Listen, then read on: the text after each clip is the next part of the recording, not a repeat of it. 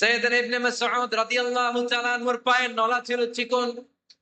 হাদিসে এসেছে দাকিকুস সাকাইন, ওনার পা দুইটা ছিল চিকন। খেজুর পাড়ার জন্য ইবনে মাসউদ রাদিয়াল্লাহু তাআলা আনহু যখন খেজুর গাছে উঠলেন, সাহাবারা সাইয়েদনা ইবনে মাসউদের পা দেখে হাসাহাসি শুরু করে দিল। বিশ্বনবী বললেন, খবরদার খবরদার, ইবনে মাসউদের চিকন পা দেখে তোমরা হেসো না। ইবনে মাসউদের চিকন পা দেখে তোমরা হাসো। কিয়ামতের ময়দানে ইবনে মাসউদের এই চিকন পা গুলো যদি মিজানের পাল্লায় রেখে দেওয়া হয়, এই পা দুইটার ওজন উহুদ পাহাড়ের চেয়ে ওজনওয়ালা হয়ে যাবে।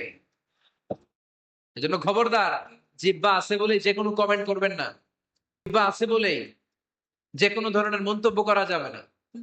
আল্লাহর হাবিব সাল্লাল্লাহু আলাইহি ওয়াসাল্লাম বলেছেন, মাইয়াদমান লি মা বাইনা লিহিয়াইহি ওয়া মা বাইনা রিজলাইহি আদমাল্লাহুল জান্নাহ। ও আমার উম্মতেরা, তোমাদের মধ্য থেকে কেউ যদি আমাকে দুইটা অঙ্গের গ্যারান্টি দেয়, কয়টা অঙ্গের? সবাই বলতে হবে কয়টা? আমার কোন উম্মত যদি আমাকে দুইটা অঙ্গের গ্যারান্টি দেয় যে তারা এই দুই অঙ্গের পাপ করবে না, আমি তাদেরকে জান্নাতের গ্যারান্টি দেই।